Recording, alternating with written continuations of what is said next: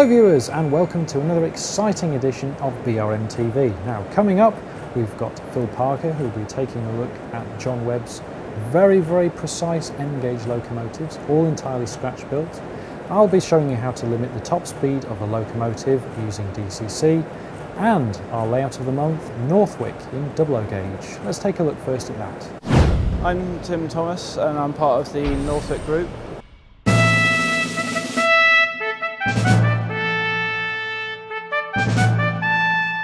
My favourite part of the layout is the scout scene, which we've got in the field opposite the church.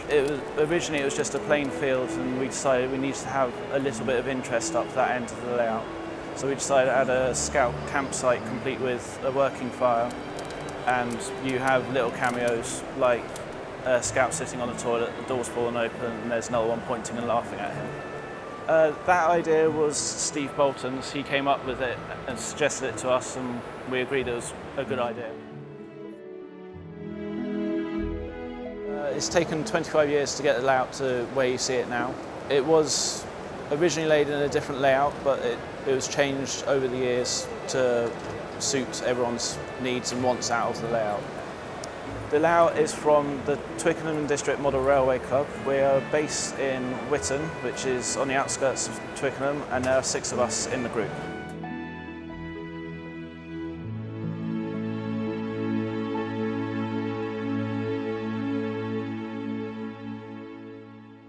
The layout was started approximately 25 years ago. The group who now operate it are recent, as in they came in about the past 5 years. And it started off as a Midland region layout. It's now a British Rail layout based in the period of 52 to 57. And it's a fictitious layout in that it's a could have been layout. The story goes the Midland Railway were the ones who built the line originally up to the previous station, but they couldn't reach the town of Northwick because there was a deep valley that separated the two places, and it was deemed too expensive to actually get to Northwick. But this layout shows what it could have been based on LMS practice.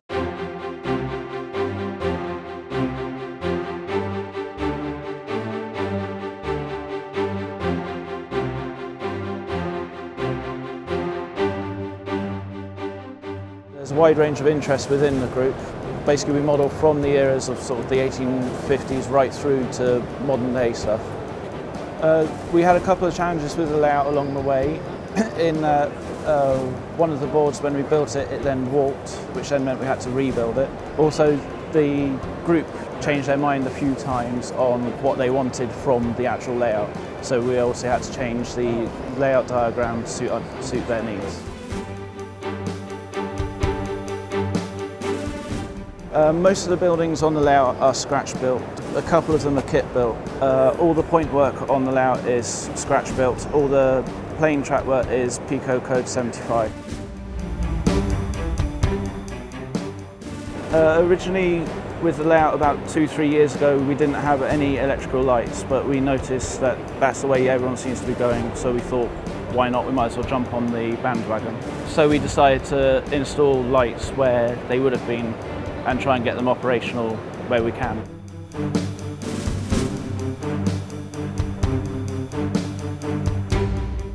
The locos that we have running are mainly British Rail steam locomotives, but there's the occasional early diesel, because as we model in 1957, that cuts out most of the diesels, but you still get the occasional early one.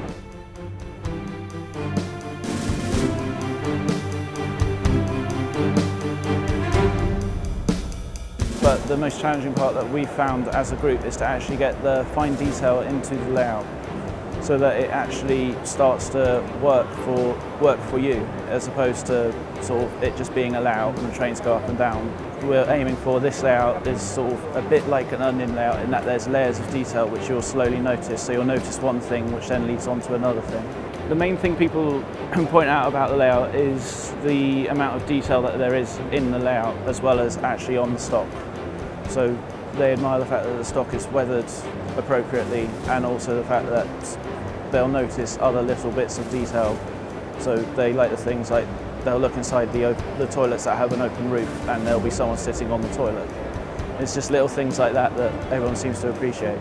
The set of wagons that you see in the siding back here is based on a real train that was used in 1962 to carry a large transformer for the Festiniog power station.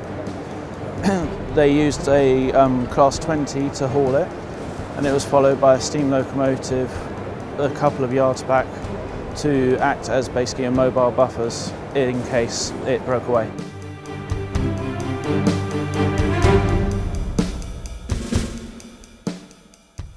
Our plans for the future for this layout is to remodel the way the trains come onto the layout, in that we're going to create a new route into the engine yard so that the locomotives will take a more prototypical route to what they currently do.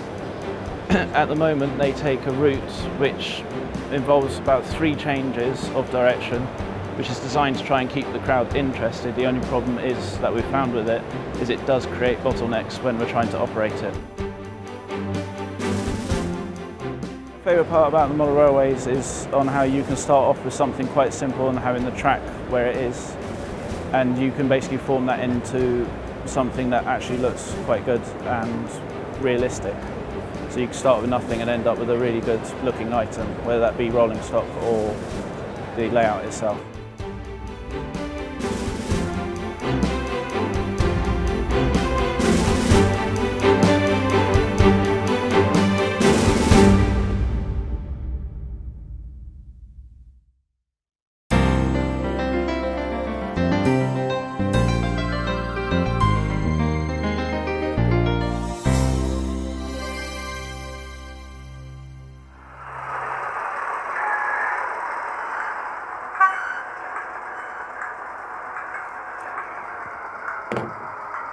Well, this might look familiar to you. It's the Bachmann Class 08 that I've been working on recently in BRM in the past couple of issues. Okay, we'll admit it. How many of us have been caught speeding on a layout? I'm sure there's quite a few of you out there. Even at exhibitions, I've seen quite a few locomotives that look like they're engaging warp drive. Well, there is a way that we can overcome this, and that's by limiting the top speed of the decoder. Firstly though, we need to work out how fast this locomotive actually goes at its top speed, and it needs to be calculated as a scale top speed, not the top speed that we see sort of eyeing it up as it goes around the layout. So how do you calculate the top speed of a locomotive? Well, it's fitted with a little Zimo MX645 decoder. You'll have seen all about this if you read BRM on a regular basis. If you haven't, well, check out the past couple of back issues. You can still download them as digital editions. Now, the way we need to calculate the top speed of this decoder is by measuring it, and there is, just as it happens, a way we can do this in model form. The solution is provided by a little company in Germany called Marion Zeller. Now this here is its rolling road. This is the basic standard package that you get if you order one of these online. It only comes with support for 2 axles, but if you are interested, of course, you can buy individual axle supports separately, so that if you do happen to have a model of Big Boy or something like that, ridiculously long, well, you've got enough supports for all of those axles. There is one particular device that Marion Zeller sells on its website, and that's this here. You'll notice the little USB interface at the end there, which makes me think, this has got to go into a laptop. Now, obviously, if you haven't got a computer at home, then you're going to be stuck. But for those of you who have got a computer, this is the way to go for measuring your top speed. You'll note there's a little tiny wheel with a little marker on it, and that measures, as it rubs around on your wheel, the speed of your wheels. Now, they do ones for 00, N and O, so take a look at all 3 versions on its website. It's not exclusively for 00 modelers. And we're going to just set this up with the computer, get all of the software installed that comes with it free, have a read through these instruction manuals just to completely make sure we get everything right, and then fingers crossed, when it's all plugged in, we shall be able to find out how fast this Class 08 goes at its top speed and avoid any of those certificates of achievement through the post. Let's get started.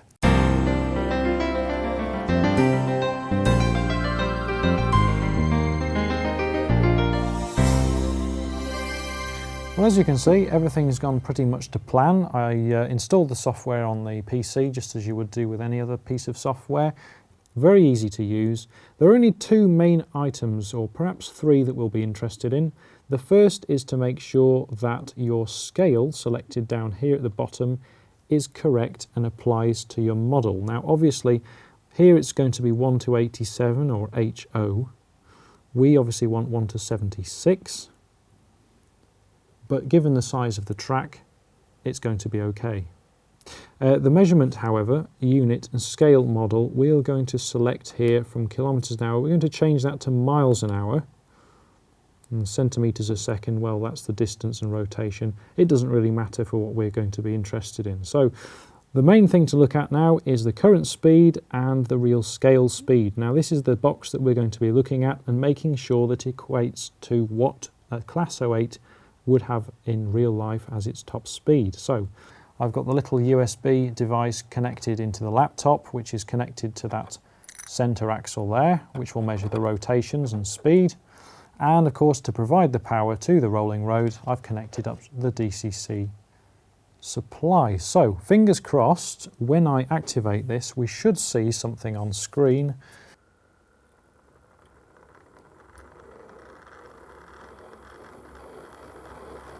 So you can see the real scale speed now climbing. We are still accelerating. See, the 10-second average now has reached the same as the current speed, which means that that is our real scale top speed at the moment. It's currently 26 miles an hour, or 13 centimetres a second if you're really interested in that. So let's just stop it running for a second. So we now know that that all works as it should do, but I know that the top speed of this particular Class 08 shunter should be 15 or 20 miles an hour for some of them. This particular one was limited to 15, not the 26 miles an hour that we saw appear on screen. So I need to adjust CVs 5 and 6 on the decoder, 5 limiting the top speed, and of course CV6 limiting the medium speed to make sure we get a nice even speed curve. And then we'll put it back on the little tester and make sure that it runs just as it should do at 15 miles an hour and no more.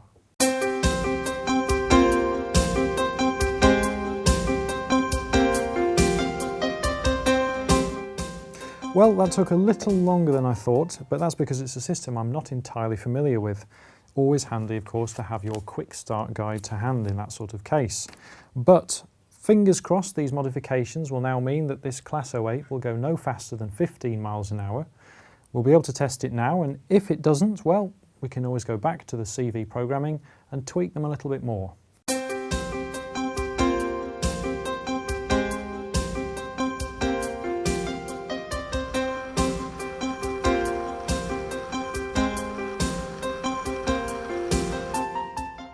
Well, as it happens, it's still a little too fast for my liking, so I'm going to put it back on the programming track and we'll tweak those CVs again.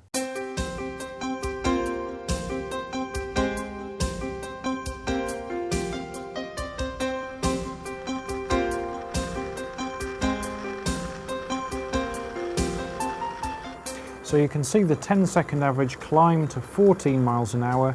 Real speed at 15 miles an hour. So that to me is job done. Let's put it back on the track and see how it fares.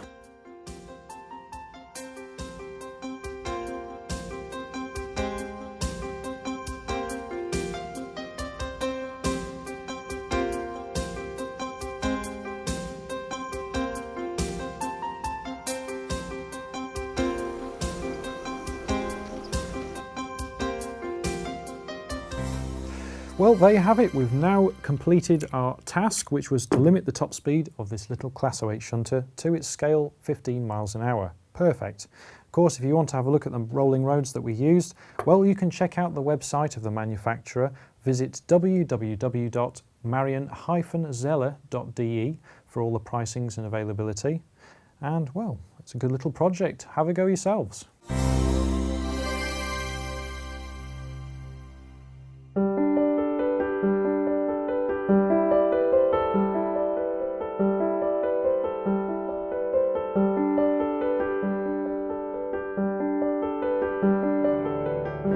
this issue of BRM, Andy York has taken some really excellent photos of locos built by a late friend of mine, John Webb.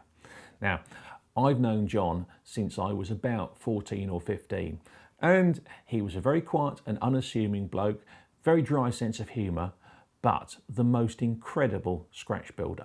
His interest was Midland Railway around the turn of the last century, and some of you may well remember his layout Ambergate, which was 36 by 18 feet long and modelled the whole Ambergate triangle. Quite a project for one man, especially when you realise the quality of workmanship that he was aiming for. What we thought it'd be interesting to do would be take the opportunity afforded to us by the DVD of working our way chronologically through some of John's locos and letting you see them run. Admittedly, we don't have much of a layout to run them up and down on, but Andy's photo plank will do the job. Starting with this model, this is a Crampton built by the Kitston Company around 1848. Cramptons were an attempt in very early loco days to get the largest wheels you could under a locomotive, and because you were limited if you put a boiler on top of the wheels, they actually put the driving wheels behind the boiler. So you have quite a large boiler and then these absolutely massive driving wheels here, which the assumption was would give you the greatest speed. Now, John's model's quite clever in that the driver actually works. If you watch his arm, he'll put the locomotive into gear before it sets off.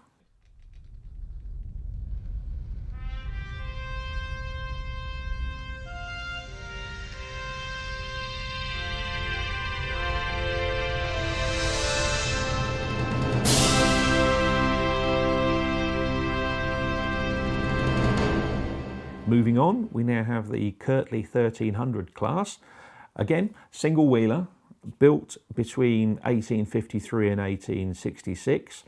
75 of these things were made and then rebuilt later on around 1875 with new fireboxes and, more importantly, new cabs, so that the crew started to get some protection. Early locomotives really left the crews out in the open. They might have a weatherboard just to protect them, but that was about it. All of these disappeared by 1905, so that, you know, we really are still in the dawn of locomotive building here.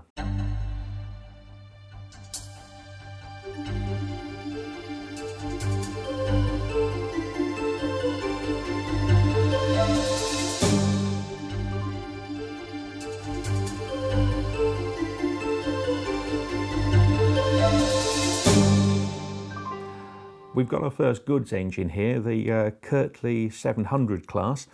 316 of these were produced between 1869 and 1874, and they turned out to be a bit of an export success for the Midland Railway, with 50 being sold in 1906 to the Italian state railways. They also lasted a long while. The final one of these was scrapped in 1951. Unfortunately, this one seems to be playing up a bit, so it's a non-runner, but we thought we'd bring it to you anyway to complete the story.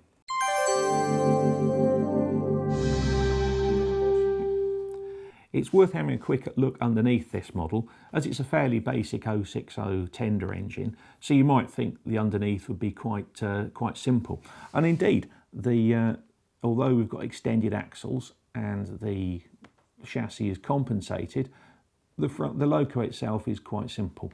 John wired all his tender engines on what we call the American system, so the pickup for the loco is actually half done through the drivers from one side and half through the tender on the other. The other thing that's interesting with this loco is it's got what we call a floating bogie under the tender. Now what that does is it means that all the weight of the tender is placed onto the back of the loco for maximum adhesion. You don't see this sort of thing under ready-to-run models, but it's useful to have a look at somebody who's scratch built, or indeed a lot of kit builders will do the same sort of thing, just to get an idea how some of these things can work. There is no more classic a Midland locomotive than the spinner, so called because of the enormous driving wheels to allow them to pull express trains at high speeds.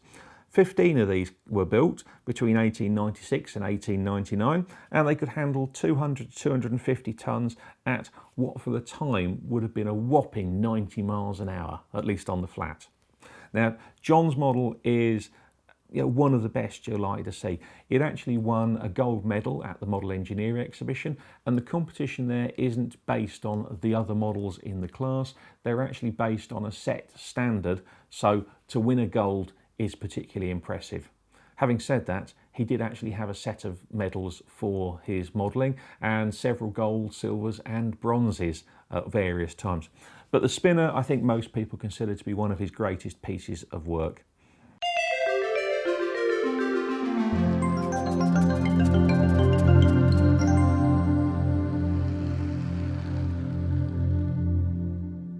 Moving on from the Spinner, we now have Johnson designing locos, and this one, 440-2203, was built by Sharp Stewart and Company sometime between 1893 and 1895. Now you can see we've now got smaller driving wheels, but we've got twice as many of them, and they're linked together for increased adhesion. These locos actually lasted quite a long while. They were rebuilt many times. The last one though was scrapped in 1963. Of course, by 1963, these locos would have been wearing BR black, a fairly dull livery, compared to this one being shown in its prime in the gorgeous Midland maroon. One thing John was expert at, as well as building locomotives, was painting them.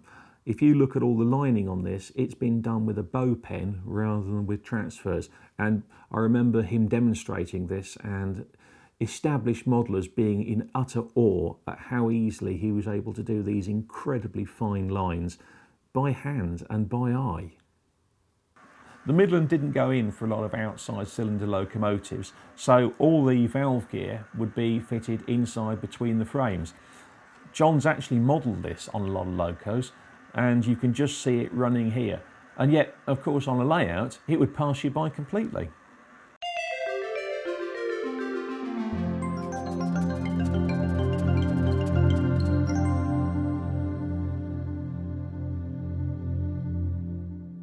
I think my favourite item of the Ambergate rolling stock is this Midland rail car.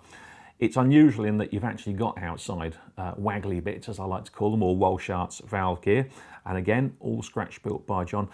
Rail cars were quite an innovation in their time, and you have the steam power units here and the carriage portion here, which led to a degree of inflexibility in that if you needed to service the steam unit, you lost the carriage, and the steam units weren't actually very powerful. So as lines became more popular, the rail cars couldn't cope because a lot of them could only handle one extra carriage on the back.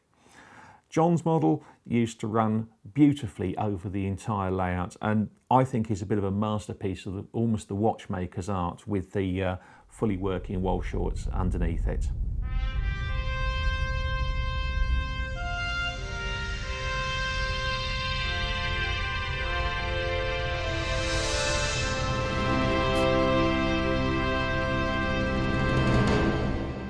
Well, there we are. I hope you've enjoyed this little tribute to my friend, the late John Webb's modelling abilities. I want to finish though with a rather special locomotive that we found in his collection. This one, XLMS 10,000. Now, John must have built this when he was a young teenager, we're guessing, and it would have been modern image at the time.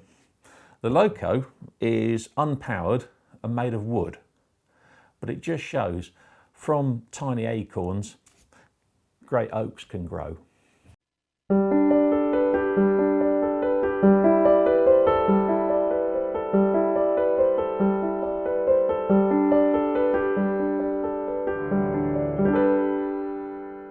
Well, viewers, unfortunately that's all we've got time for in this episode, but there will be more next month, remember?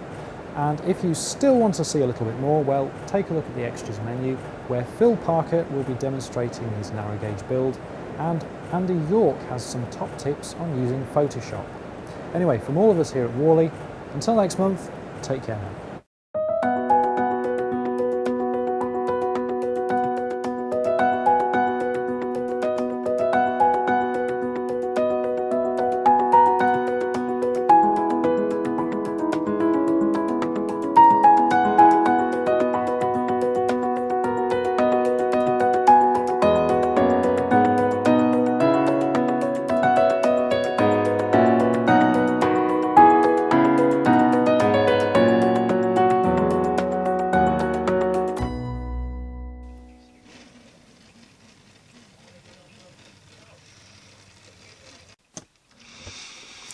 Okay, Ben, I've managed to get your loco running, but there are a few little pointers to be aware of with this tiny little machine.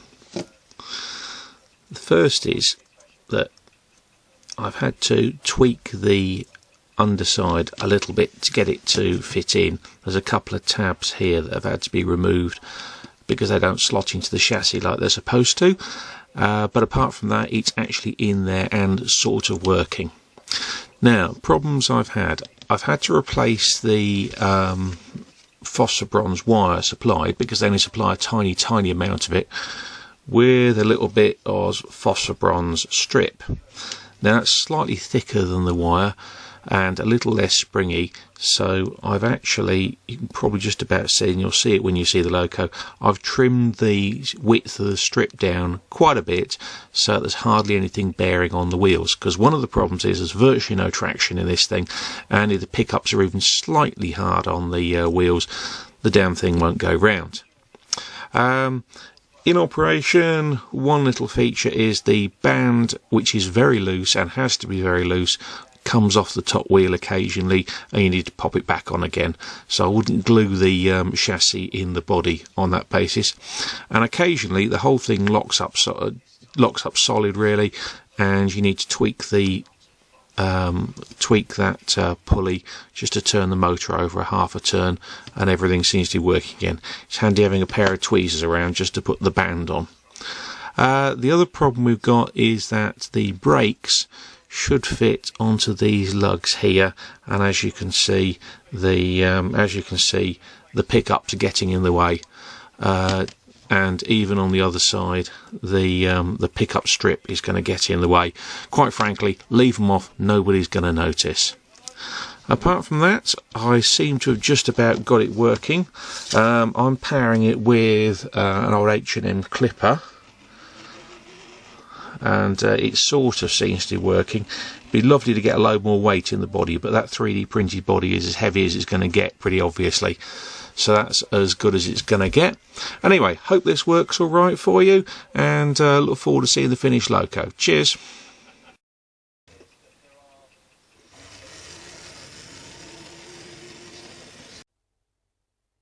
In the May issue of BRM, we featured Aylesbury, London and North Western. And whilst we were on location, that we took a short section for the DVD to show how we go about taking some of the photos for the magazine. In this month's issue, we feature Walford Town by Leamington and Warwick Model Railway Society, and it's an opportunity to actually look at what we do in terms of photoshopping to tidy up the images ready for publication. So it's a case of showing this image on the left hand side is a fairly standard shot that you'd get from a camera placed down on the platform, where we've got quite limited depth of field, and our intention is to move towards something as a photo down here on the bottom right where we've got increased depth of field. So we'll run through the process of showing you the different stages of what we do to prepare an image for publication in the magazine. The first thing that we'll do is actually close those off, and we'll go to File, Scripts, and load files into a stack. Now, stacking is the process of combining multiple images to produce a final image with more in focus. So we can see here we've got 30 odd shots that we actually took, and they're focused right down from the tip of the lens through to the distance.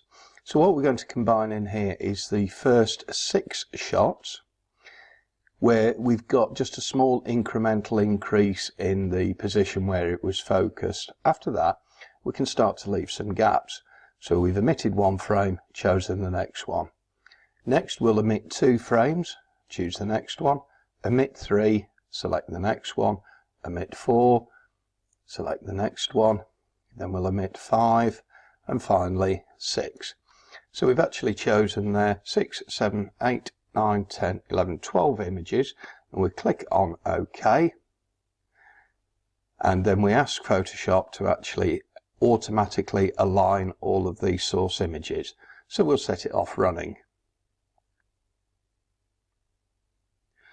First of all, it'll load up all of the individual frames, and then it will carry out horizontal and vertical and even diagonal alignment between each of the frames. That's because the optics within the lens can actually change as it focuses at different points, and just in case there's been any movement.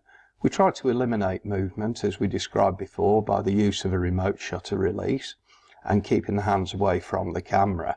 So we'll let the software run its process to actually align all of these images now.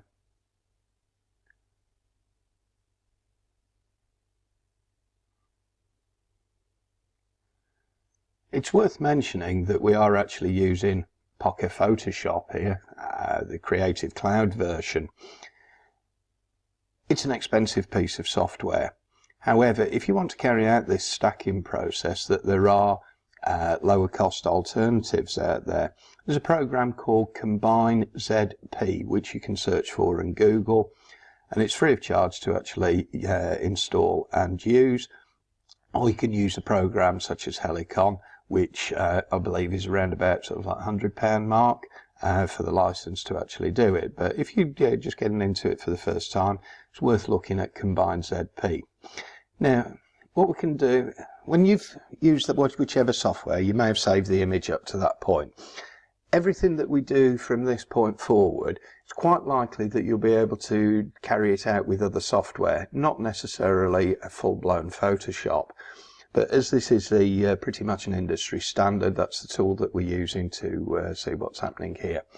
Now, as we can see across towards the right, that we've got several layers. I think it's 12 in total for this image, and the top image is actually the image which was taken closest to the camera, and as we can see, virtually nothing is actually in focus on that, so we'll get rid of that just by deleting that one layer to reveal the next one beneath.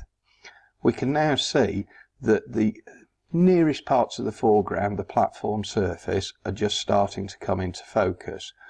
If we turn that layer off, we'll see what's behind, and as we move through the range, you can actually see that the focus point is moving through the range of the scene. So we're going to turn all of these back on, finishing with that one with just the foreground in focus. Select all of the layers and then ask the software to combine it. So we'll go to Edit, Auto Blend Layers, and asking it to stack the image and blend the tones and colours. So we'll now set that off running. Takes a short while, and the software at this point is actually looking for the sharpest parts of the image, and it will then blend them together. It simply does that by comparing the edge of one pixel to another. And when you think how many megapixels your camera's actually got, so you are looking at millions of pixels that it's carrying out a comparison operation to actually deliver us hopefully what should be a range or a selection from the original images where the best parts are actually in focus.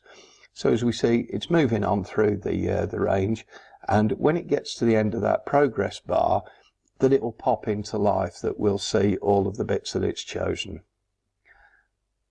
Across to the right, where we see the black areas, that's what's not been used, and the white areas of what's been used of that particular layer.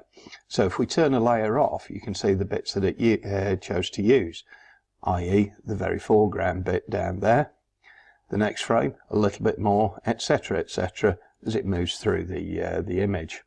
So we'll turn them back on and ask it to merge those layers together.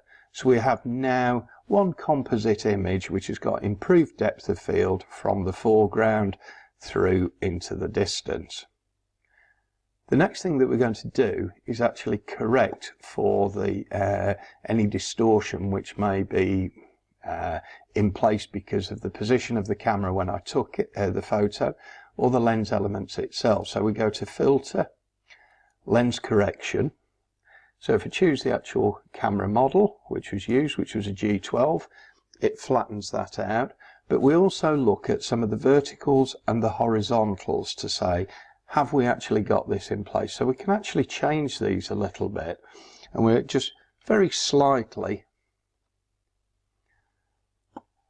off horizontal. So that's now corrected. And now we'll crop the image down. The reason being we've got a lot of distraction on the left hand side. I may well have left this signal in if I'd included the whole signal, but to include half of it looks a little bit distracting.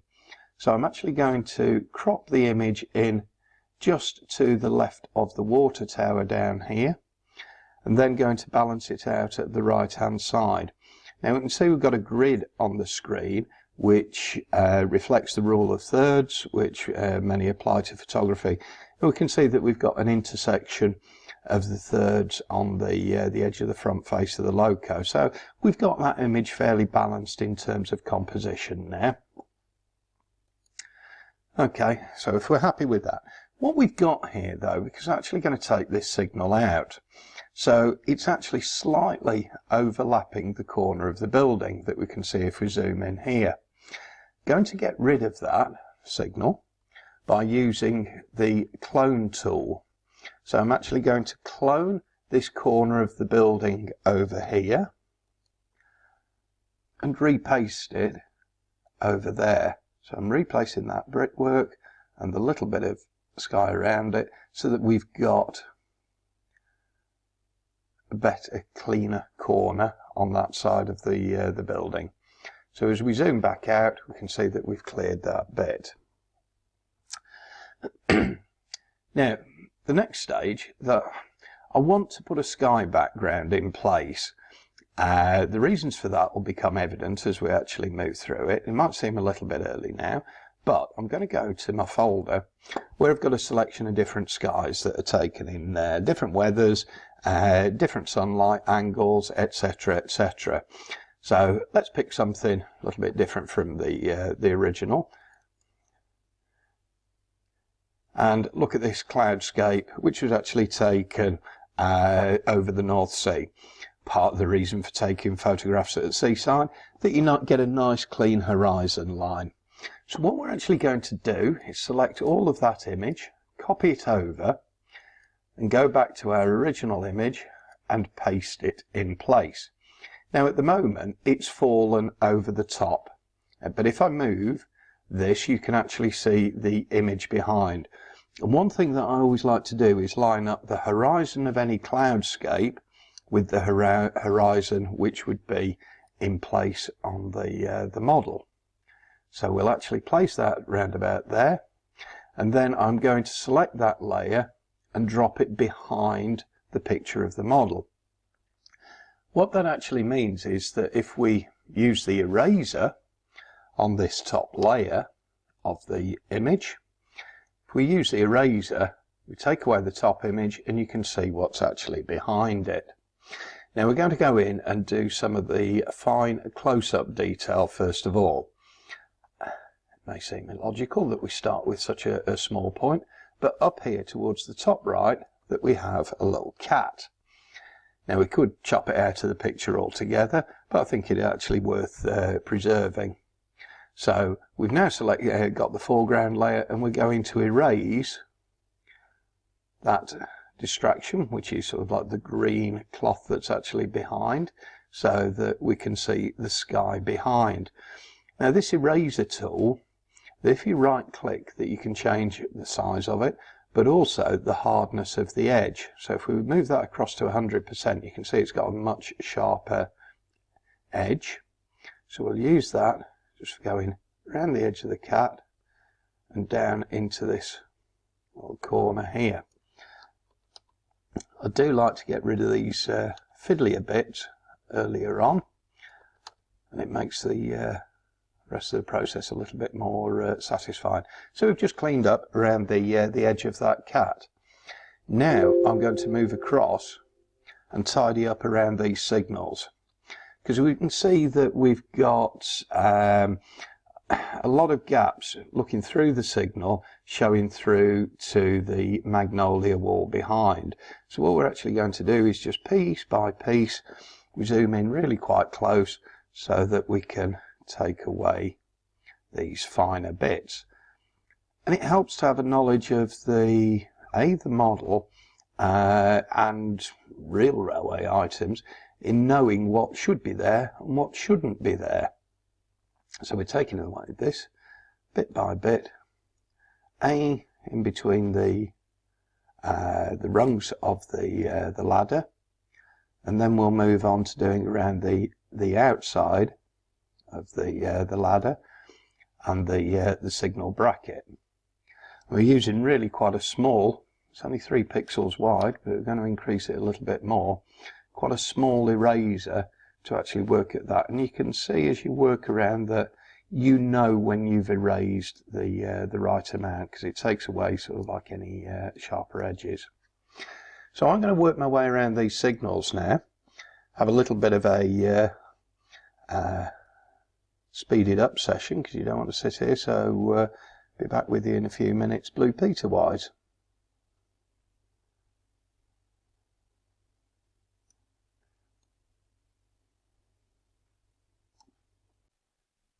So now we've completed the fiddlier bits of the image.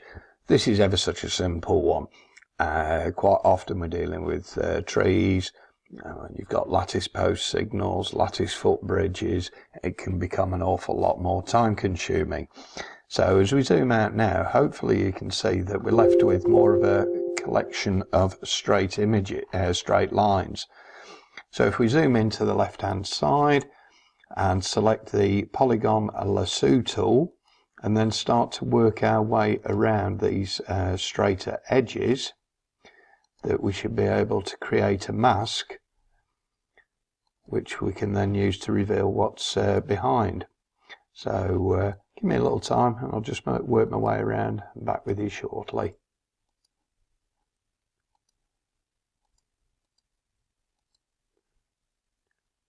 So we've now come back to where we started, join that up, and you can see the little line all of the way around, and as we zoom out you can see that working around the more complex areas was a lot faster. Now this is probably one of the most satisfying moments in the process, where that mask that we've created, we now hit the delete button to reveal the sky background behind. Deselect that. Looks quite vivid at the moment, but not to worry on that.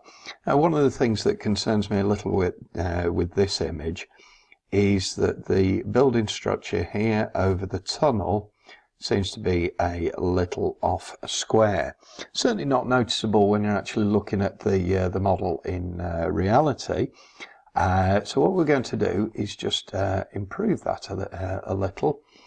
And we do that by cutting around it. So obviously down here we need a tidier line, but around the outside, because we've actually got nothing on this layer, because you can see through to the sky beneath, it doesn't have to be so critical. So we're now going to copy that part of this layer and then paste it in front. So what we end up with is a copied part of the image. So we're going to go down to Edit, Transform and Rotate.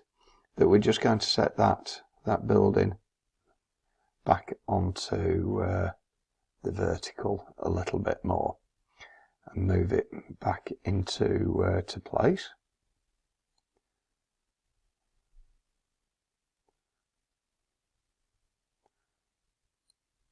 And drop it there. Now we can see obviously the outline of the building where it previously was. So we're going to go back into the original layer and delete out those parts of the building that you can actually see in the background. So there we go. Now whilst we've got the eraser out, I'm going to put it on its softest settings. Excuse me.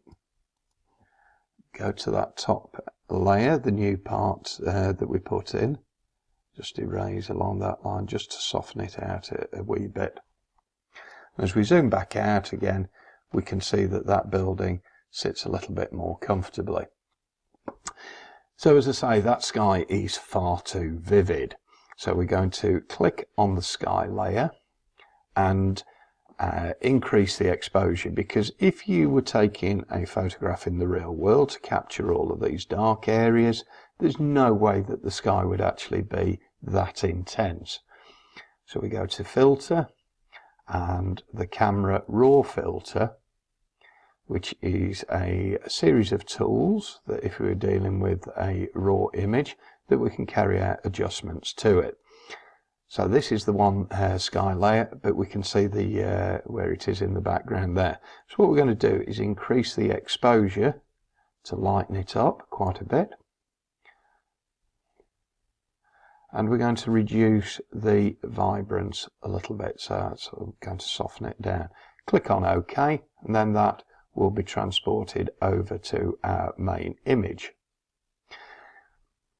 The other thing that I like to do is to give a little bit more definition at the horizon, is to lighten it up a little. So I'm going to select a white brush, and it's only got 5% opacity, and once again it's quite soft. So we're going to increase the size of that brush substantially. Okay, there we go. And as we actually use that, I'm going to change that, sorry, to 25% opacity.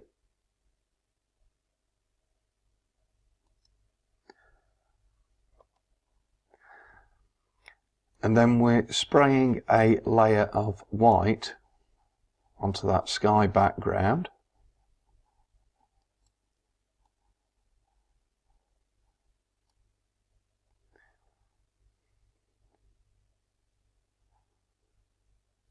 And we can see that it's lightened it up. It therefore makes the sky less distracting in the image compared to the original. But we're now going to go to the main foreground layer, and we'll go back to our raw filter, because I want to actually pull out a little bit more detail out of the shadows. So we've got various adjustment tools in here.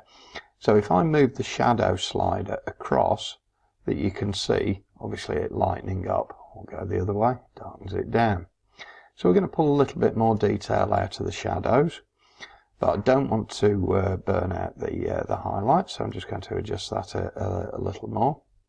I'm going to put a little bit more clarity into it, so that's increasing the contrast a little. Click on OK. And as we can see, obviously, that we've adjusted that accordingly. I'm now going to combine those two layers, which is the building in the background and the foreground. So I'm going to merge those two layers together. Now, another aspect is that as we look closer into the image, we can see that we drop into a soft focus in the distance, which is pretty much as you would see the real thing. So it's a little bit soft there, whereas the edge of our building is quite harsh. So I'm going to select our layer of nothingness and then modify the edge of it and feather it by about 3 pixels, because I could see as I was working around that was the level of softness that was in it. So I'm then going to go to pick up our eraser again, and those parts that are in the distance I'm just going to run around with that eraser. As you can see, it starting to disappear a little. Deselect that, and let's bring that sky back into it. And we've softened that down to a degree. Could do with a little bit more, so I'm going to use the blur tool on about 50% strength and just work around the edge, just to soften that down a little bit so it recedes into the distance.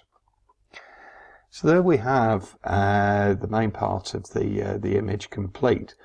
Just going to apply a little bit of sharpening to it. So I go down to Filter, Sharpen, Smart Sharpen, and the settings that I normally like to use, just over 100%, 1.5 pixels. Click on that, and it just gives a little bit more punch to the image.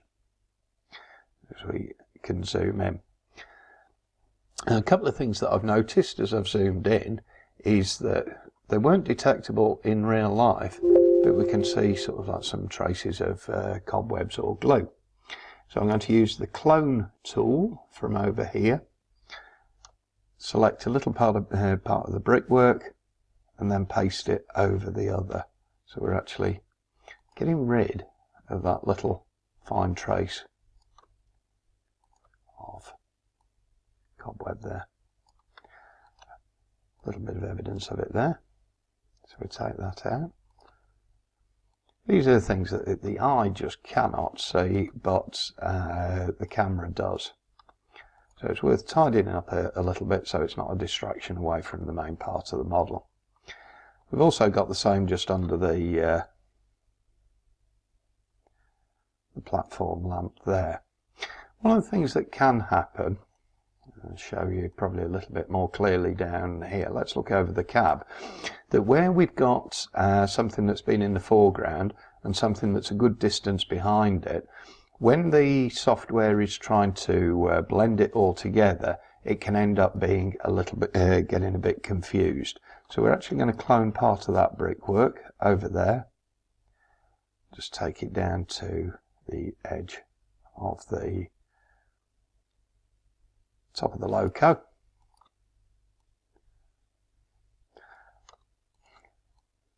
So it's just a little bit of an aberration which can come into the equation. If you've got very accurate graduation in between each of the stages, it's something that doesn't happen. But if you've got a big step away behind something that's actually in the foreground, you can end up, obviously, as I say, with these little aberrations. So I'll just tidy these up. That's the most distracting part, and Martin will speed this part of the footage up a little again. I'll be back with you when we've done that. Okay, I think we're getting there. One thing that I'm going to do is just look at the highlights and shadows a little bit more. So we go to Image, Adjustments, and we can pull a little bit more detail. That's really quite sort of like excessive. So literally just sort of like a touch on the shadows, darken the highlights fractionally. Then we can adjust the midtones so that we can get the contrast levels that we actually like. So just a little tweak on there. Happy with that. I'm going to create another layer now, just a new layer, and that's going to sit above the main image. But what I'm going to do is just to go in, choose a fairly neutral grey, get our paintbrush, reduce that down to 5% opacity, increase the size of the brush a bit more. I'm just going to drift that over the background so it's slightly hazier, because colour in the real world recedes away. So things in the foreground are more vivid, things in the distance a little bit less distinct. So I've just literally used a faintest touch of grey to actually put that into there. The other way that we can actually do that is to go back to the main layer, pick up the sponge tool to desaturate that layer a little, so we can actually then take a little bit of the colour out of the background so it's a little less distracting. So there we go.